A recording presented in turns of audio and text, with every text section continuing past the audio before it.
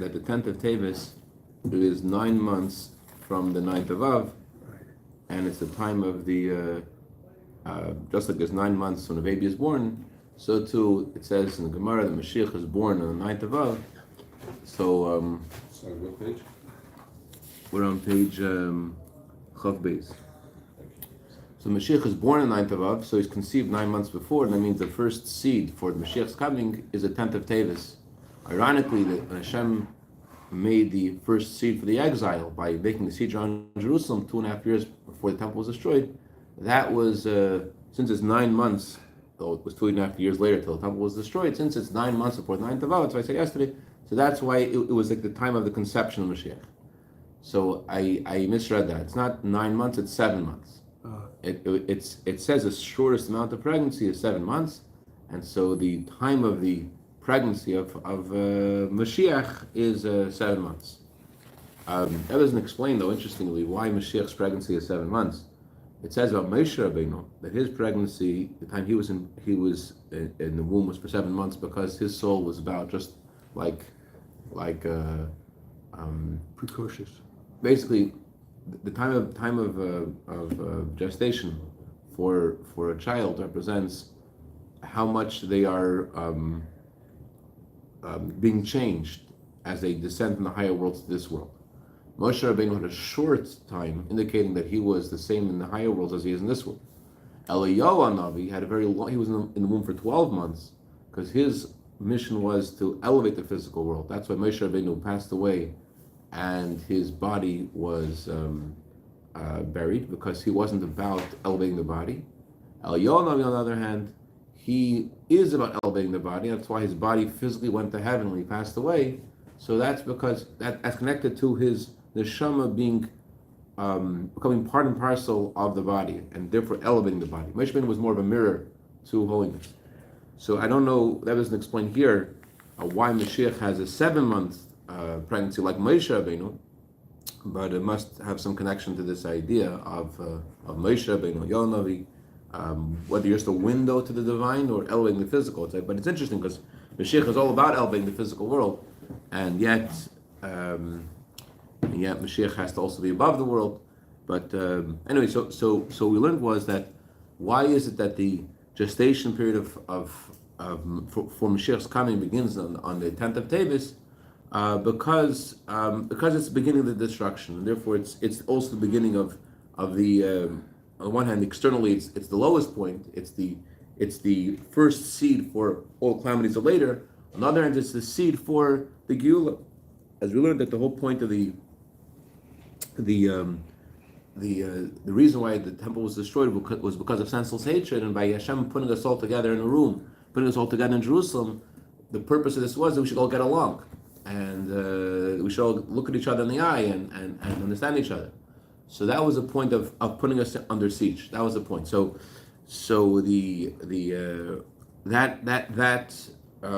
Hashem put in motion also at that moment the future, the everlasting goodness of the coming Mashiach.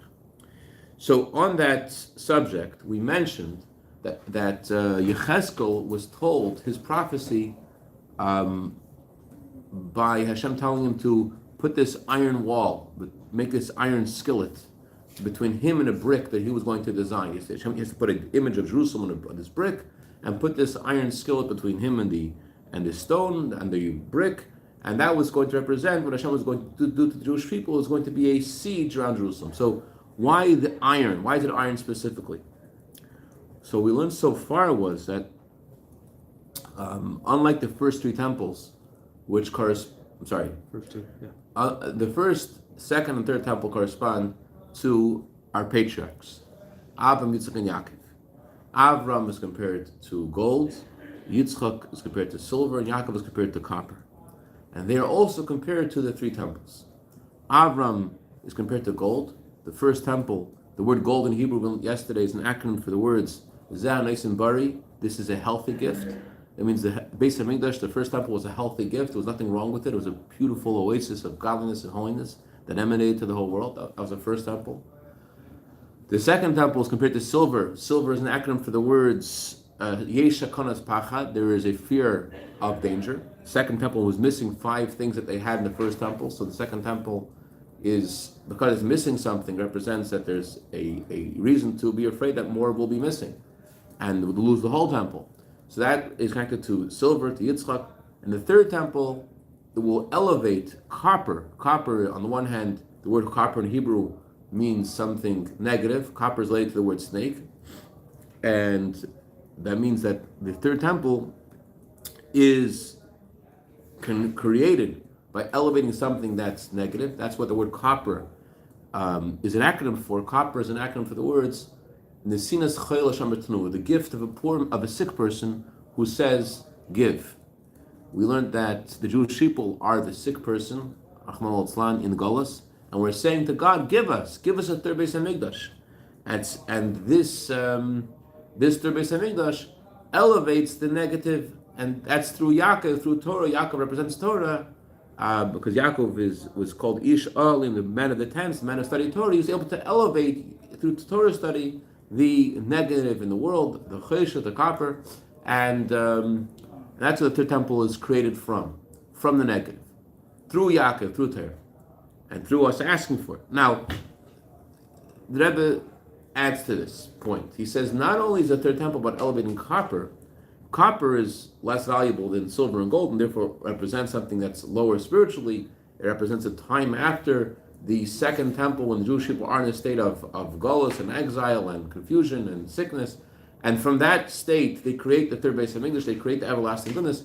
But the Rebbe says there's something less valuable than copper. That's iron. The iron that was in the vision of Ezekiel, the vision of Yecheskel, is also connected to the third Bais Hamikdash. Why is iron associated with the third Bais Hamikdash?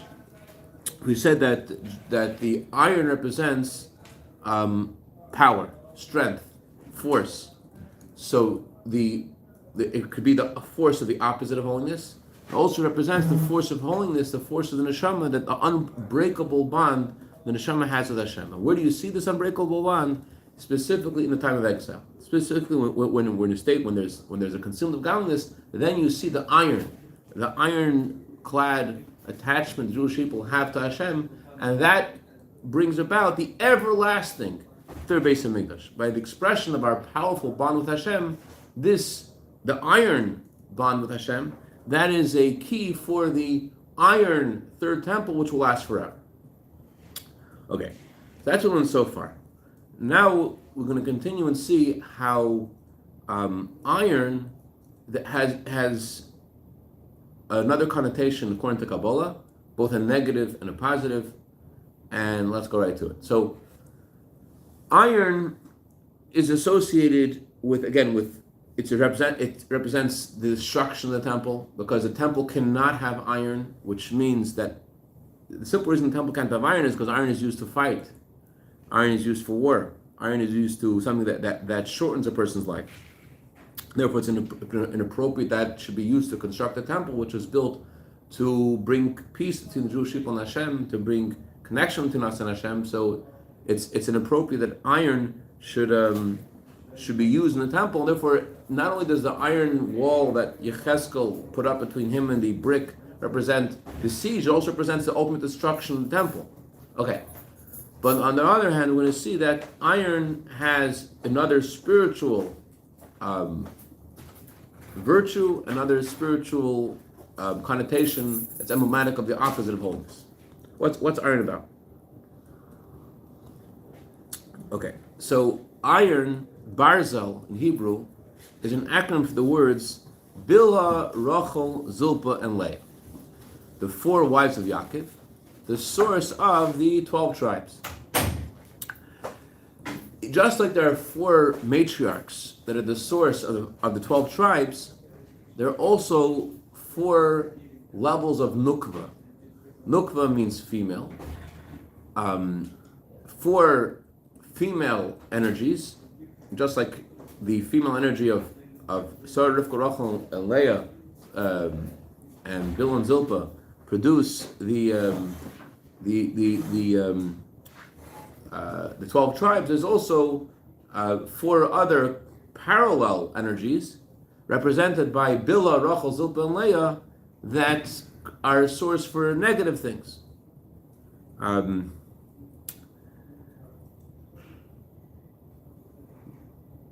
there is a concept of malchus of klipa. Malchus means bittul. Malchus means the ability to receive, to put yourself on the side, to listen, to hear. Malchus. There's also malchus of klipa. Malchus of klipa means that you are following what's popular. You're following what everyone else is doing. You're following and you're looking at yourself like a doormat, and you're you're easily swayed because you don't have any toik, if you don't have any strength, you don't have any connection to what you're doing, any belief what you're doing. Therefore, you're easily swayed. So that's the feminine of klipa.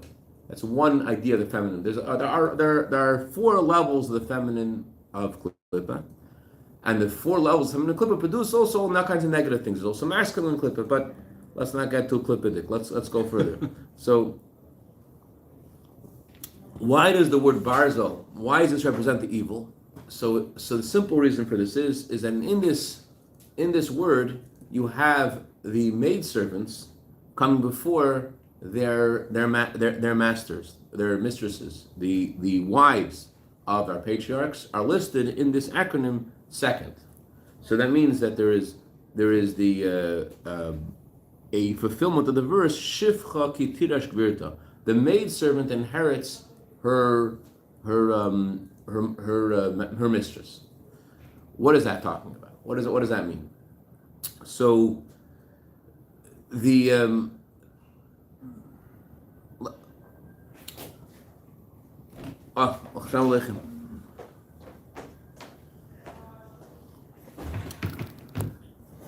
that order of the maidservant inheriting the mistress means that there is some kind of a unhealthy shift of power, and the just like an analogy of Malchus I said before, that you are following things you shouldn't follow. You're subservient to things you should be subservient to. But there's also something positive over here. Let's see what's positive over here. Let's go to page Chav Beis, line number 41. There's also a positive application to this idea of the maidservant going before the mistress. What does that mean? Let's first set the stage and understand that the matriarchs were greater than the patriarchs. It says that God told Avram, whatever Sarah will tell you, listen to her voice. Why should Avram listen to Sarah? Isn't he the man in the house? Says the Torah, Rashi says, Avram taught from certain views. Avram was not as great as Sarah. Sarah is the man of the house only if his wife tells him that. Okay. Sarah was a greater prophet than Avram. Avram was inferior to Sarah in prophecy. As Mashiach will come, it says that the woman will be the crown of her husband. The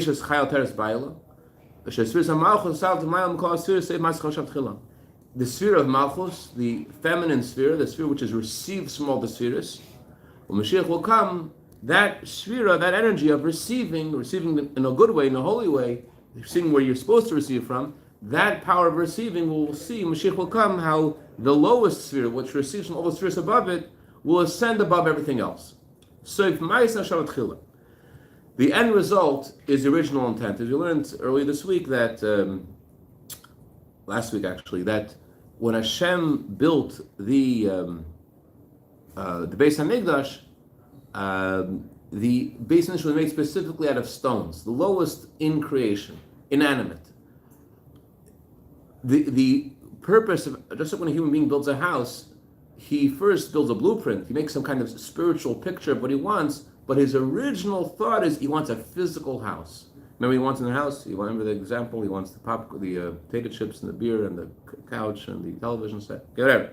So he thinks about his final goal before he sets out to build a house. In a similar way, the Eibishter, his intended creations are filled in the final world, in the lowest world, and the world itself, in the lowest part of the world. That's why the Beis Hamikdash is constructed from the lowest part of the world. So when Mashiach will come, we'll see how this is manifest, how Hashem's whole purpose in creation is this physical world, and the lowest part of this world will be elevated. We'll see how this world is the source of spirituality for all the worlds which are now above it. So a little bit of this was by our patriarchs.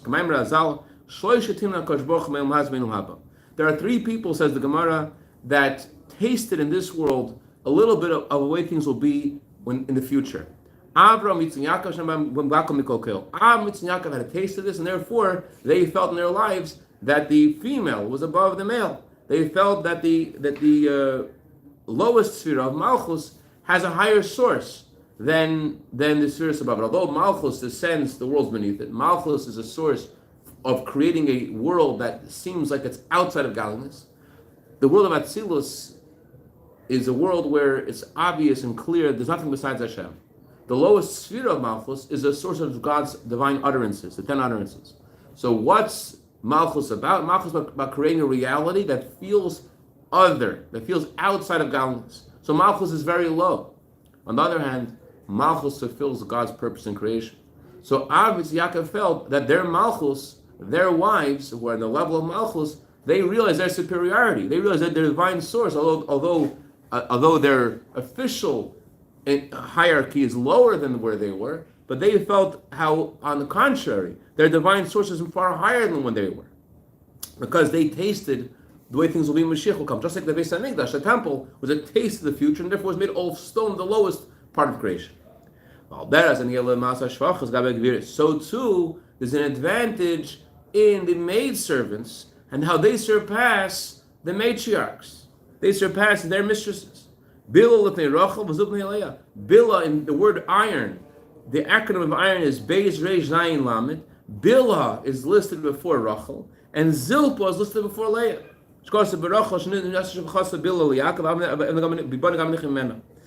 Rachel gave her maidservant Bilhah to Yaakov and said, "May I be built from your marriage to my maidservant, to your marriage to Bilhah." So what is the divine rung of our matriarchs? They're the level of Malchus Atzilus. Again, the source of creation, the source of the 10 divine utterances. That's the place of our matriarchs. What's the divine source of the maidservants? The maidservants are the same level of divinity. Malchus, the way it actually descends to the worlds beneath it. There is the power to speak, and there's actual speech. There is the ability to connect and communicate to something outside of yourself, and there's actual communication. So in divinity, communication is a level lower. When Hashem actually creates the worlds beneath it, when Malchus is called an ocean, and because Malchus, it says all the rivers flow to the ocean. Malchus receives from all the spheres above it. Just like our speech. We speak with things we think about, things we feel. Our intellect and our emotions flow into our speech. So that's how Malchus is called an ocean. Malchus receives from the spheres above it. Malchus is also called the earth. Malchus is also the source of the worlds beneath it. There is the way Malchus is a receiving from the spheres above it, as it is in the world of Atzilus. That's the way Malchus descends from the world of Atzilus and actually goes to create the worlds beneath it. So our matriarchs are on the level of what? They're in the level of Malchus, level of divinity, of God's sovereignty, of God's speech as it is in its source. And the maidservants, they represent the divinity of Malchus as it descends to the worlds beneath it. Parenthetically, it says about every week that God's sovereignty descends to the world through the 6 days of the week, and on Shabbos it ascends. That's why on Friday night we say God, come and greet the bride, come and greet the sphere of Malchus, the divine energy which has descended in order to lift up all the mitzvahs and sparks the Jewish people do throughout the week. It ascends on Shabbos back to its source. So we say to Hashem to come greet the bride, to greet the all divine energy that's being lifted back up to its source through the effort of the world descending on the previous Saturday night when there was a concealed godliness and Malchus descended. So now it ascends back up on Friday night. So every week the descent again happens on Saturday night. Malchus again descends in some way. That's the maidservant part of the week, if you will. This is very confusing to me, but it's really strange. If the Reformed community realized what you're talking about, all Reformed Judaism would come back to Chabad. Okay, fantastic. Spread the word. Well, Zen Namar, and this is what Torah means when it says, Eben Moasu Aben Pina. It says the stone that the builders despised was actually the pinnacle of the whole building. The whole the stone that everyone despised. That was the crown cornerstone. That became the head of the cornerstone. When the one that everyone thought, this is who needs this? That became the prime cornerstone. What does that mean spiritually? Our patriarchs, they built the sphere of Malchus by marrying our matriarchs. In other words, they had some divine revelation themselves, and they had to transfer that and bring that down to the matriarchs. They had to give that to them in order to build them. Just like our speech receives from our intellect and feelings. So to the matriarchs receive from the patriarchs. They had to marry them. However, they didn't want to marry the maidservants. Why didn't they want to marry the maidservants? Spiritually, what that means is they didn't want to go so low. The matriarchs are still in the world of Atzilus. It's not such a bad shidduch. But the maidservants, they're about the divine energy going down to the world beneath it. They're about a lower descent. And yet,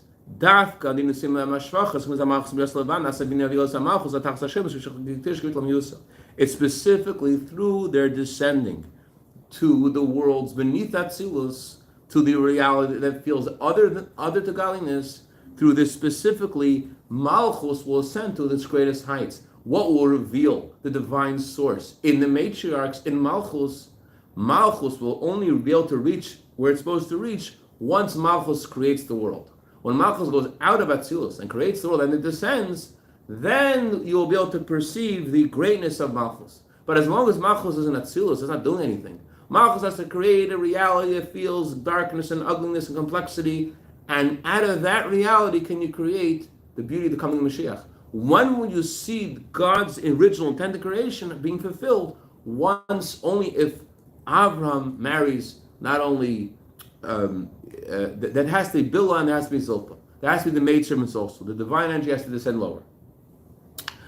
This also will give us some insight about our original discussion about the temple. The temple was built from iron. The temple was built from the maidservants, from Bilhah and Zilpah, not just from the matriarchs and patriarchs, but specifically through the maidservants. What does this mean? Again, the word iron is an acronym for the words Bilhah, Zilpah, Rachel, Zilpah, Le. Chassidus explains. That's it inside. Before the chassidus, why was the temple built from stones, as I mentioned before? Unlike the Mishkan, the tabernacle, which was built out of wood. It was forbidden to have any wood protruding in the temple. You could have wood that was hidden but not protruding. In a similar way to iron, by the way. Iron was used to, you could have iron outside the temple used to for various parts of the temple to prepare this various parts of it. Some things could not be used. From the altar, for example, you couldn't use any iron for the stones of the altar, but iron could be used for other parts. But the iron could not be used on the place of the temple. So it had to be hidden. The iron wasn't allowed to be seen. In some way that wood couldn't be seen. Okay. Since the Beis Hamikdash is a taste of the future, and the future is that Malchus, the lowest sphere, the feminine sphere, will ascend above the spheres above it. The Bais Hamikdash is a place where it's seen, it's felt how the woman of valor is a crown of her husband. It's felt how the lowest sphere has a higher source. Therefore, it was built from stones, from the inanimate. So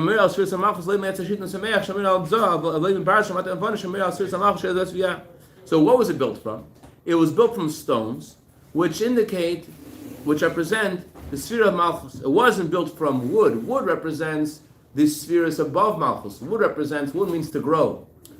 Wood is from vegetation which grows, and that represents the emotions. The emotions are continuously developed. I learned last Shabbos about Yosef. Yosef means to add and to grow. So the tabernacle is connected to Yosef, it's connected to vegetation, it's connected to the spheres of the emotional spheres above Malchus. However, the Beis Hamikdash is connected to the lowest sphere of Malchus because Malchus has a higher source. But it wasn't built from Barzel. It wasn't built from iron. That's the first and second temple. However, the Rebbe says the third temple will see not just the advantage of the sphere of Malchus, we won't just see the greatness of Malchus as it is in the world of Atzilus. We won't just see the greatness of the source of divine speech. We're going to see mainly, Mashiach will come, we'll see the advantage of God's speech descending to create a world that is the opposite, that feels the opposite of connection, to godliness. Does this mean that the Elam is not going to be as Elam? You want to cancel Daf Yom today, huh? No problem. We can cancel it. We can cancel it. Sorry to hear that. We can push off Daf Yom. You have to do another hour of chassidus, right? No, we'll have to do another class about your question. You have a very good question. This one, it sounds like it. In short, if I want to give a short answer to your question, your question is when Mashiach comes, we're going to see the greatness of Malchus as the sense that was beneath it. Does that mean there won't be consumed of godliness anymore? And the short answer is that there will still be a physical world, and we're going to feel how the physical world itself is divine. So, we're going to see the greatness of the divinity in the descent of Malchus to create. How somehow, perhaps one line of the hour class that we're having during Masechet Nedarim is we're going to see. Rabbi Levin, Yeah. I was just wondering, what about the shamir? They That- use the stones in the first Bais Mikdash, they used the shamir to cut out the stones. I think the shamir was for the altar. I think the Ram said the shamir was for the altar. They did use iron, but they didn't use iron at the site of the building. Right, but they use it for the Beis Hamikdash in general, but not for the altar. The altar that use the shamir. They use, I found correctly. Okay, so Mashiach will come. Not only will we use stones, but we're also going to use iron for the Beis Hamikdash. As it says in the Torah, Israel is a land whose stones are made of iron. Mashiach will come, we'll see the advantage of the maidservants, how they surpass the matriarchs. And we're going to see the Beis Hamikdash is going to, as we'll see tomorrow, how the Beis Hamikdash contains within an iron as well. But the chiddush and novelty, the third Beis Hamikdash is not only will have stones like the first and second, it's going to also have the advantage of iron, which means the divine energy of Malchus as it sends the world beneath, the world beneath Malchus.